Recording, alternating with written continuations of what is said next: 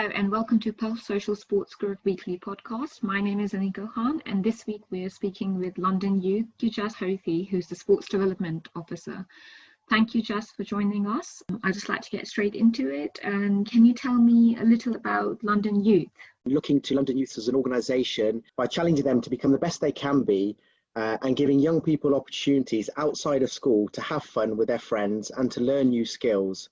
And then go on to make positive changes in their lives and in their communities and to help shape the environment they live in and then the wider remit as a city they live in. So just to give you context of the number of young people we worked with last year. So it was about 27,000 young people we worked with last year in our sports development, employability, youth action programs and our outdoor education programs across the capital. That is a massive number, and is that all across the different boroughs of London, or do you concentrate on particular areas? No, that is across all the boroughs in London. That's where we have a presence, and we are this year been focusing a lot on the outer boroughs work as well, because what's happening to some of the migrant and young people, the communities are moving out of London into the outer boroughs of London because the cost of living in London is very expensive. So a lot of communities are moving out, especially the BAME communities are moving out to the outer boroughs. Yeah, that's definitely been one of the issues in recent times where Londoners are essentially being, not able to afford to live in London anymore. And these kind of things affect the vulnerable communities first before anything else. So that's great to hear that you even got that aspect of it in control and are working towards, okay, let's meet their needs as well and provide what we can for them. We have a number of good funders that have supported us working there. So Marathon Trust has supported us with our outer boroughs work. They've significantly invested in London Youth because they also have seen this trend and would like to find ways of supporting young people in the outer boroughs, especially in the vulnerable groups such as BAME and young women or young people with disabilities. Are there any particular sports that London Youth focuses on, or is it community based, depending on which borough you are in or what people you're working with, which community? So how we work is we work through our members, and we're a membership organisation. So we have through this difficult pandemic, London Youth has actually increased our membership now. We're in excess of 600 members, whereas before lockdown we were sort of 450 plus. Oh wow! So a difference in hundreds, really. Yes, and that just shows the need youth organisations, the needs that they have got that can support them in all the different areas of their work. So some of these organisations may have not needed us before because they have the programs in place, they have funding in place, and therefore they didn't require our support. But through this difficult time, a number of youth organisations have now found out about us because they didn't know about us, or they've realised actually that we can support them in other aspects of their work in maintaining their presence in their local area. So going back to your question regarding sports, what we do, how we work with our members is we don't dictate to our members what sports to do and how to run the sports. The youth organisation, we encourage them to co-develop and co-create sports programs with their participants, which are their young people. So really investing with their young people in what they want, how they want the sport to be run, especially when you're targeting vulnerable groups or groups that are at risk. So the BAME community or young women or the LGBTQ plus groups or young people with disabilities. As a worker, I could turn around and say, oh, I want to do football programs, but the group that I work with don't want football programs, and therefore there'll be no one attending football programs. So it's about working in partnership with their young people and what sports they want and how they'd like sports to be delivered. Now, when I say sports, we also encompass physical activity with that. So any sort of dance, movement, that's all counted within that, because we know the word sports can be a term that puts people off taking part. Absolutely, because a lot of the times when you think of sports, someone who might not necessarily be good at a particular, like in school, you can have a lot of focus on football and the traditional sports. Maybe that might be the right word to call them. And you think to yourself, maybe this is not for me, but actually there are so many types of physical activities out there, and there's something for everyone out there. And giving young people a voice to dictate what they participate in, especially from the vulnerable community, because that must mean, you know, the reason your memberships are going higher, because the participants realize, okay, we have a freedom of choice here, and not just you have to do this and that's it.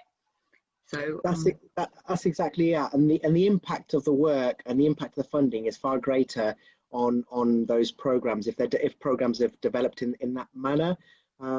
For example, you know, our Getting Active program, we worked with 2,000 through our members. We worked with 2,257 young people, and of that, 44% were female, 67% were from the BAME community as well. That is a really good number, and actually quite high compared to the national statistics we get in BAME participation and female participation. So obviously you're still trying to achieve the equal ratio, I imagine, with female participation, but these are really high and good numbers. What does London Youth, you know, and what do you do to make sure you have that high BAME participation, you have that high female participation? So yes, you're exactly right. We're 50% exactly what we want to aim for in terms of female participation. So it's equal footing on that way. I started working for London Youth 11 years ago. When we first started, we had about 20 to 25% female participation rate. Very low compared to different. Yes. And that has been a common thread amongst the when it comes to female participation in physical activity in sport. And there's lots of work being done by Sport England and a number of other organisations on this skill camp programs, and looking at what are the barriers faced by young females, and also the barriers that are faced by BME young people. So one of the main barriers around female participation was the coaches. The coaches didn't reflect the females or didn't reflect the young people that they work with. So it might be a male coach working with females, and that works in some instances, and some instances it doesn't work. And that's one of the barriers that face. Using old sports equipment is another barrier that for female participation. You know, using smelly old equipment can be another. Not having males in the program, so just a female only program. And the stats are on the 14 plus, there's a huge drop off when it comes to female participation in sport. So we're effectively trying to increase the participation levels of inactive young people, so they have a lifelong love of sport. And that's sort of what we want to achieve with our sports programs. So young people then go on to continue doing sport in their adult lives, therefore being more healthier physically, and also supporting their well-being. Well-being very, very poignant at this moment in time with a pandemic. Absolutely. And what you just said with 14 being a drop-off age for many girls, that makes perfect sense, because that's when they become more, you know, obviously from a young age you do have certain things, but you start realizing more of the body pressure, society pressure, and all of these things. It might not make you necessarily want to put yourself in a position where you feel like you might be judged for how good or bad you are at sports participation, and targeting those areas. And even representation, I feel like it really does matter. So if they see coaches that they feel, you know, they can relate to more, that might understand what they're going through, even these small things can end up making a massive difference. Yeah, I would just like to draw you towards one of our programs that's been quite successful in targeting BAME young women, especially. So two vulnerabilities there, obviously being BAME one and also being a female, and in the teenage years as well for the young people. So we created this program called Champion Girls in partnership with the clothes brand called Champion. So we worked with 20 youth and community organisations, and we worked with over 300 young women across the capital on this programme, and we were supported by the Greater London Authority, so the money from the Mayor, thank you very much, Sadiq Khan, and that's from their Active Londoner strand, and has really helped us cement this work and sort of create a pilot and then cement this type of work that we want to do to go forward. So just to give you some sort of stats on that programme. So in total, we actually worked with 413 girls. Our target was 400. We created 40 new female community sports development roles within those communities. 81% of the girls on the programme reported they'll continue to do physical activity, and they feel more positive about sport and physical activity. That is a great success, because 81%, you're way above the halfway bar now. So you've kind of smashed what you were, I would say. Obviously, you want the 100%. Yes, 80 is a great number to still be leaving that with. Yes, I mean, been fantastic journey, working on this program, and a lot of learning for us as well, and the young people involved. And 86% of the girls and women reported feeling happier and enjoyed being active at their local community youth organisation. So the funding provided was to help cement some physical activity for the young women that they design and that they want to create. They have a little bit of project money as well to develop a little bit of project on the side for this as well. I think what's really good about it is that the females from the community are the ones that are in charge of it. Again, that aspect of you giving them the authority of take charge of their athletic or sports or physical activity future in a way. And then that's exactly it. Just enable them to, use their skills. You're the ones who provide them the tools, and they essentially take that forward. Yes, exactly that. Into supporting that, to find out what the barriers are, and then to work with them to overcome those barriers together. And using inspiring female youth leaders that are within our membership, that's a huge success as well. In working in programs like this, is having young leaders and having girls seeing themselves potentially being the leader or in the future of that youth group, and the impact that it has when working with some of the girls. And just some of the quotes: I wasn't that active, but I got involved to come out of my shell and to be with other young women and be inspired. And through those 20 members we worked through, 84%, because we also look at the impact that that our programs have on the organisation, because it's not about us as London Youth creating these quick programs, getting some quick results so we can say, these big numbers out into the world. No, it's about meaningful, impactful work that has longevity and sustainability within our youth organisations. Yeah. It's helping youth organisations understand the work with young women and girls. Some are really good at that, some need a bit more support. It's see the benefit of that, and then also helping them to create a programme beyond that. So 84% of the youth organisations involved reported that the programme has enhanced their weekly offer to girls and young women at their youth organisation. Is it with the girls taking the reins in themselves and, essentially, like we said, being in charge of it, do you find it works out better with, like you said, some people take that better, some people need more support? So is there like a correlation between certain communities needing more support, or is it can be anyone?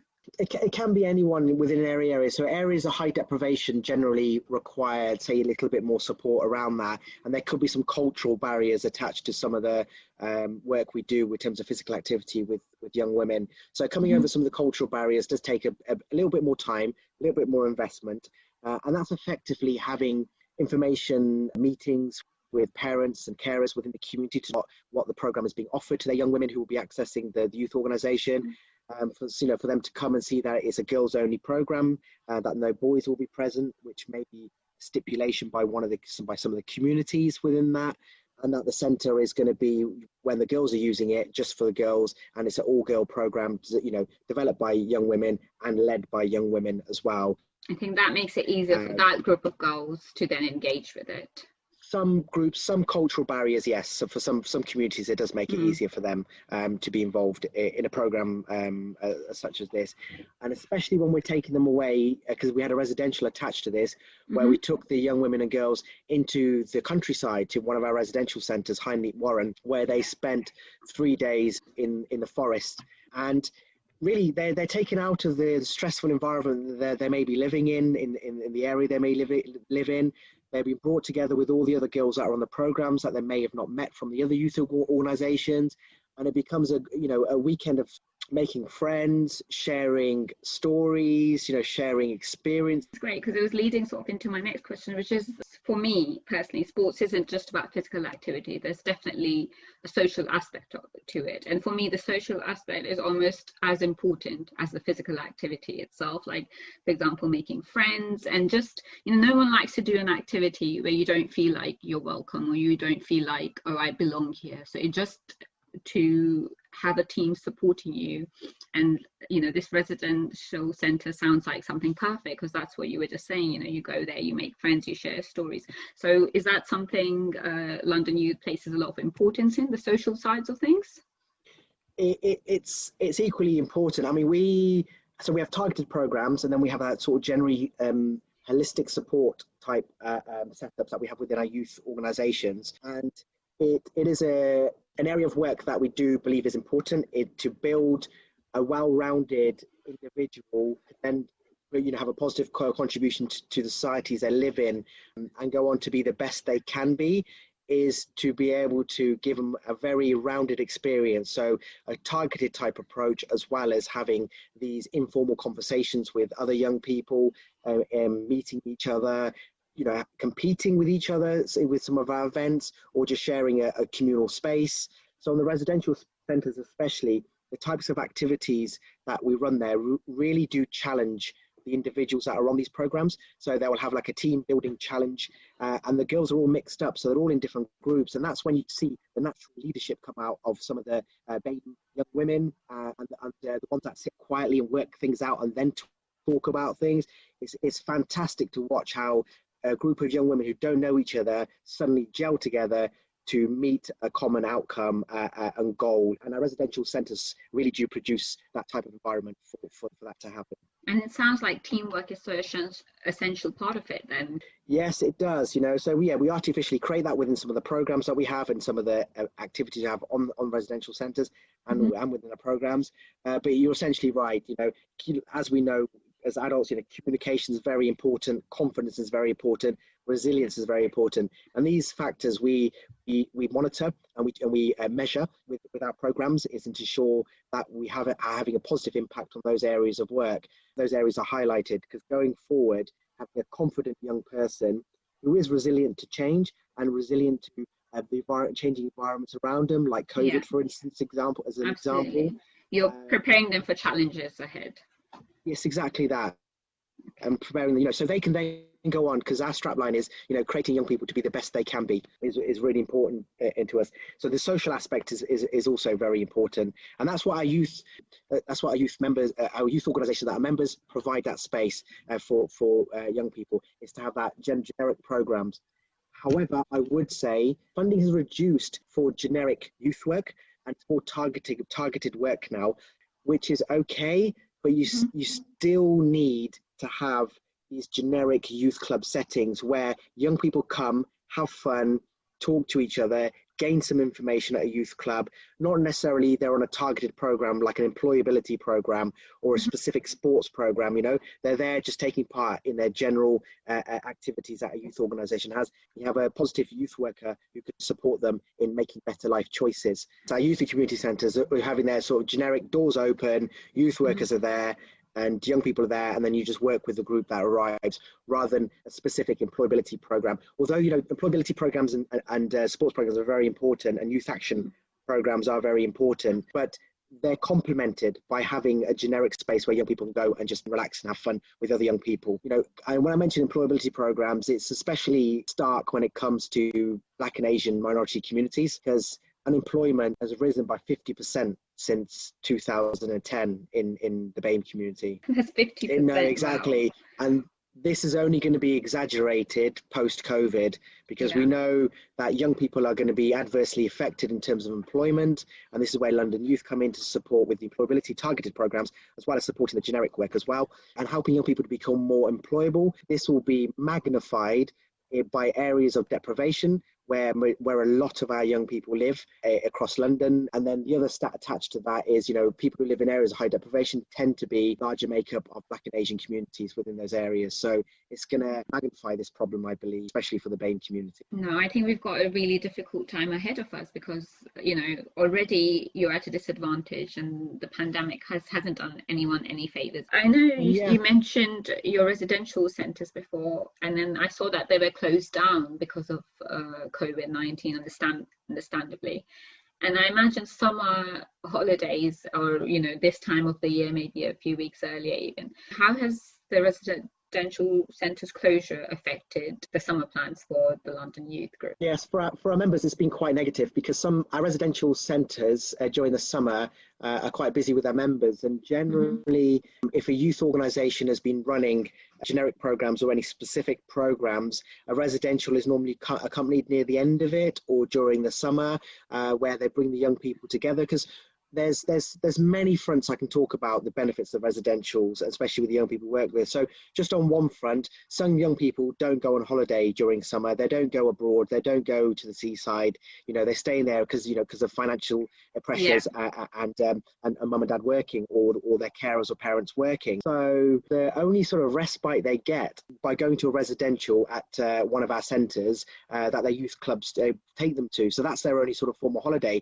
So that's not there. And that really then negatively affects a young person's well-being. Absolutely. And I imagine, in deprived communities, you don't have houses with massive gardens. So you're kind of stuck without a green space, essentially, for the whole time we were stuck inside lockdown. And the brief time that you can go outside, it's an uncertainty because you might still be afraid, you might still be unsure. Yes, and the key thing is we are providing safe green spaces for young people to explore and enjoy, because there are no risks involved. I mean, there's a few deer running around in Hindley Warren, but other than that, that's about the only thing you're going to come across in terms of risk. I think no one would mind seeing a deer. Yeah, no, exactly. Yeah, we got a lot of deers in Hindley Warren. They're beautiful animals. But the young people really go there, and we've also had programs where young people take part in all the activities I mentioned. So like swimming, the Jack Petchey Foundation climbing tower, zip wire. That's on there. The orienteering, the tunnels, all the team building activities attached to it as well. So it's not even just normal physical activity. It sounds like fun, adventurous, like summer camp almost. Like that's what's coming in my head right now. Yes, exactly that. And then on some of the residentials, we wrapped up the residential by the young people actually planting a tree for themselves and naming the tree whatever they would like to name it. So they're all given a tree each at the end of the residential. Not all the residentials, on some of them. And they'll go into the forest where we need to create some new trees and new growth, and they'll plant the tree. And then the young person can revisit, in a year's time, 2 years' time, 3 years' time, because the youth centres will continue to use our centres and see the tree grow. And that also helps in them, young people, learning about the benefits of trees, the environment, and especially with the current issues with our global warming that's occurring. Yeah, climate change and all that. Yeah. It's a beautiful thing when you feel, oh, I made this happen. Oh, I did that, and I can see the results right now. Yeah, and the mayor's office, Aniqa, gave us the trees for that. It was part of his program of planting trees. So again, another shout out to him. Thank you for giving us the trees for free and having our young people plant them. It's a mutual good cause. And then everyone does want it to happen. So it's just all these parts of London that collaborate together to make these kind of spaces possible for kids. Exactly that. Yeah. And so when young people go back to their own green spaces and they're in community, they'll have a better understanding, appreciation of their green space. Absolutely. And the value of that green space. So, where the trees are, if they've been vandalized or anything like that, it's a point where through the programs they gain confidence and they can then advocate some work through their youth organisation around their green spaces, either with the youth locality or their local park, and then to take better care of that environment. So, it really does have a wider implications when young people appreciate the environment and have an understanding of the environment around them. Yeah, obviously it's physical activity, but it's almost like a rounded experience you're trying to provide them through that physical activity. So it's their mental health, it's their physical health, and even their social skills. All of these combined, I think, are what London Youth is essentially delivering to its participants through its members. And that's exactly it. I mean, we help join the DOPS and helps connect our youth organisations, but ultimately, it's the youth worker who's there until 10 o'clock at night supporting their young people. It's the youth worker there helping them to pick litter. We just help support them as best we can so they can work with their young people the best they can and have the most impact to their young people. And that's what, we're London Youth. We're here to support our members as best we can so they can better support their young people. I'm not surprised you have such an increase in membership because COVID has made things worse and more people, like you said, realised, oh, okay, London Youth is there for us. Let's see what help we can get. Let's see what skills we need that might help us improve our spaces. The increase in membership, and it looks great going forward. But with COVID in mind, regulations have eased slightly. The government is trying to get us back to some form of normalcy, I would say. Yep. How is London Youth dealing with that? What steps are you taking to get physical activity to some form of normality? Yeah, so we recognise that, you know, the most vulnerable people in our society, in London especially, and that's being young people in areas living in areas of high deprivation, living in high-rise flats potentially. You know, they've been effectively locked down in an area where they don't have a garden, they're not able to access their youth services, and their youth services may have only been the most positive element in their life at the moment that they're accessing. So their youth programs that they were accessing, and the generic youth club that they access is the place where they feel happiest, and now that has been taken away from them. So well-being, as the negative effects of well-being has been huge on young people. So for us, it was important, when the relaxing of restrictions occur, how can we support our members best we can for them to then open up their services as soon as they can and in the safest possible way possible. Especially as we know COVID affects the BB community more than it does, and we've had higher death rate than with our counterparts. So that's also key. So what we've done is a different, so we've teamed up with ROSPO, the Royal Society of Prevention of Accidents, and we ran a session with some of our members on where they questioned the Royal Society of Prevention of Accidents of what they need to do to make their programs COVID safe and keeping their young people safe, and also how can they give confidence to the parents in sending their young people, because that's also work that needs to be done. So we ran sessions around that, and we also have a toolkit that will be coming out soon for youth organisations to use. We've done some work with the National Youth, the NYA, and we ran an event with them, and the NYA actually CEO came on and supported our event with our members who asked questions about how they can, where does youth clubs fit into the matrix of, it's not a school and it's not a, say, sports club, but it falls in between that because it's an informal education setting. How does that work? So the NYA have been doing some great work around with the government in ensuring youth organisations are seen as sort of places of education and places where the most vulnerable young people in our society access and get their information, become most active, and a very important space for them around, especially around well-being, as we've mentioned before. Actually, now that you said it, I didn't think about the guidelines. I just assumed, okay, yeah, you've got sports, you've got schools. So in my head, it was all the same. But actually, these spaces are used differently, slightly, And then creating bubbles, and then how bubbles are created, and then the school bubble doesn't reflect the youth club bubble, because the youth club might have young people coming from 6 different schools, which is good. And that's another benefit of having youth clubs, is they really help with community cohesion, which is a really key thing as well, because you're young people coming from different schools, and it reduces that. Sometimes you get that rivalry between schools as well, because people know each other within each school. So that's another reason why it's important to have our youth centres open again as soon as possible. I can also talk about a bit of work that 2 of our members did with the GLA, the Greater London Authority.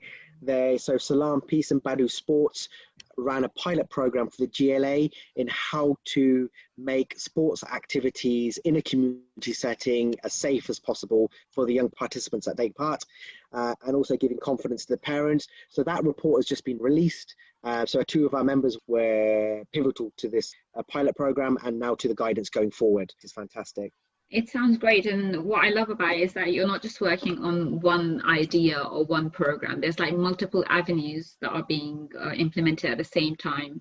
And that's why it's important for parents to know their young person is accessing the positive youth organisation within their area, and they're also helping with that, because some parents will be running 2 jobs or 3 jobs, to make ends meet. And then if they know that their young person is accessing a safe environment with positive adults, and adults that have their best interest at heart, which is our youth organisation and our youth workers, then our London Youth members are the best places for these to happen. So it was important for us to support our members to open their doors as quick as possible, and our members telling us as well, London Youth, we need to open our doors. What can we do? How can we do this in a safe environment? We've got parents calling us up, talking about their young people who are now having safeguarding issues because they've been picked up by county line drug dealers. Or some antisocial behaviours happen, or now they'd be potentially getting a criminal record because they broke a COVID restriction Which are again so unclear and change so quickly that I doubt that the youth even realizes half the time if something. Yeah, and also the BAME community. I say we call us one homogenous community. I know we're not, but just trying to describe it that way. They have got more COVID fines than the white counterparts. You know? And again, that's to do with that's another one. Yeah, because again, we will suffer the most in anything like this. The BAME communities end up suffering the most. Yeah, and I do want to mention, so we get a couple of strap lines in there. One of our strap lines is basically because good youth work works, is an important strap line we have in there. I just want to get our quick vision and mission now, because I do want to talk about Black Lives Matter as well, and our response to that, and a few other areas. So absolutely, I think in terms of youth, Black Lives Matter is even more important than ever, because young people are more self-aware, whereas someone like myself, for example, might have understood more about this colonization, all these things at a later age, and not realize the impact it had on my life. But today's youth are very much more aware than I could have imagined myself being at that age. Yes, yeah, definitely. It's been shocking, but we needed it. We needed something like this to shake up a bit, So absolutely. Within our vision, all young Londoners to grow up to be healthy, able to express themselves, navigate a full career, and make a positive contribution to their communities.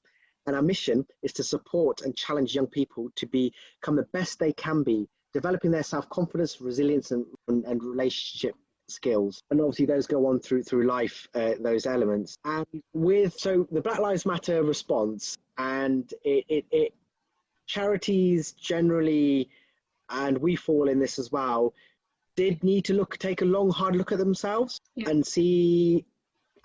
look at our own house and how we can put that in order. So, for example, we work with high populations, which I give you some stats on, with people from the BAME community, Asian people, youth organisations within those areas as well. But unfortunately, our organisation doesn't reflect that as you move up the management chain. And as you move up the hierarchy at London Youth. Which is often the case with a lot of organisations. You might see it at the lower levels, but the higher you go, the lower the diversity ranks. Exactly. What does that then show young people? What does that then transpire to anybody else in the world? Is that Black and Asian minority people are great at frontline delivery, great at officer level, but when we get into management, that's not an area for them. That's an area for white people. Or non-BAME people. And if you're a young person, you look at an organisation like that, a young BAME person, where is your role model within that context? I think actually I want to be like, CEO from this organisation who is a Black man who's achieved so much in their lives, and that's someone I can gravitate towards, and someone I can look up to achieve and be like. Because lots of young people look to their youth workers as inspirational people, as people who inspire them to go on to do great things. But if they're not seeing any of their people who look like them reflected in the management or in trustees, which isn't good at all. Yeah, so we've taken that I can't make those decisions and I can't be in charge. And that's where their thinking stops. They can't dream higher than a certain position. Yes, exactly that. So we've taken a piece of work on within our organisation, and that's really we want to become an anti-racist organisation, and to understand that, and how we achieve that, and we want to sustain that. We've got a few new approaches that we're sort of building on this work. So one of our trustees, Charlene King, who is a Black lady, she's the new chair of the group, and she's driving this forward. And this is directly working with one of our directors, Aniqa, who's the director of engagement. And what we've started the process is listening to our colleagues in terms of their lived experience, and also within their experiences with the London Youth, and then looking at issues around structural disadvantage, which education obviously can come in with that as well. Because like yourself, only when this killing of George Floyd happened and this movement occurred, I then looked at myself and my life and realized, oh, wow, I've been kept back behind, but from this area, from that area. Yeah. Wow, it makes sense to me now. I was saying it again goes back to representation and how important it is, because I don't think growing up, certainly when I was growing up, I didn't realize how important representation was. You know, I didn't see a lot of myself on TV, in sports. It was like an outlier kind of situation if there was somebody, you know, because then everyone knew that person because he was the only one or she was the only one. Yeah. So representation really does matter because it normalizes everything. Yes, it does. And you almost have to be better than everybody else as well. Yeah. I think this is something that anybody from a background could relate to, because you have this expectation, because if you know, you don't even have to be equal, you have to be better than. Yeah. And if something that I'm not comfortable with or not happy with, I'm very thoughtful in terms of my response, because I don't want to be classified as an angry young man, angry Asian or anything like that, or you know, especially black men get this a lot, the angry black man syndrome type thing, you know. So it's almost absorbing what's being said and then having a smile on your face even though you're quite angry inside, and articulating yourself in that way and bringing it across. Whereas a white person wouldn't need to do that. They could just turn around and go, you know what, that's rubbish, you shouldn't be talking about that, that shouldn't happen, why has that happened? Whereas myself will then have to be more diplomatic. Be very careful. It's almost as if you have the pressure of representing every underrepresented person. So you're not just speaking for yourself, you're speaking for your whole community, for any other brown person or black person that they might come across. That's so true. That's exactly it. Yeah, that's how I felt, you know, growing up. And I was saying, I still feel like this. I'm always representing. Yeah. You know, I've spoken to some athletes, especially those from BAME background, and it is very much what you and I are saying, that we feel the pressure to uphold. It is they represent their whole community, not just the sports itself or their skill in the sports. It's you know, future female black players that might want to join, or from BAME background that might want to join. So definitely BAME background minorities, even when they do make it, they always have the more pressure to face, I think. But it's great to see that London Youth is there to support it, and how much it is for actually equal opportunities, not just in your vision or your mission statement, but in the structure itself, and how you, since Black Lives Matter, are incorporating that. And you know, I look forward to actually the changes that would come across for them, because we're at a time where things are happening and we want this momentum to keep going. We don't want this to stop. No, exactly. And we at London Youth are reviewing areas around recruitment. So how do we recruit? Why is it that, you know, we may only have a very low number of applications of a certain community? How we retain Black and Asian minority staff members, that's in trustees as well as staff, and then how can we develop our organisation so we are attractive to people from the Asian and Black communities to want to work for us and with us. Yeah, it sounds great. I mean, anyone who's listening to it, I would recommend you to please go on London Youth website and, you know, find out how you can become a member, what you can do to support your community, because all of their work sounds fantastic. Jazz, thank you so much for taking the time out to have a discussion with me today. I've loved learning more about London Youth, and especially how much you care about. I can feel the passion you have for the organisation and for the London Youth, and I love it when I get to hear people talk about their work, and you can, like, just talking with yourself, I was like, yeah, you're there for the young people, which is what London Youth needs and what they have. So thank you so much. Oh no, thank you for giving us the opportunity to talk about London Youth and the work that we do.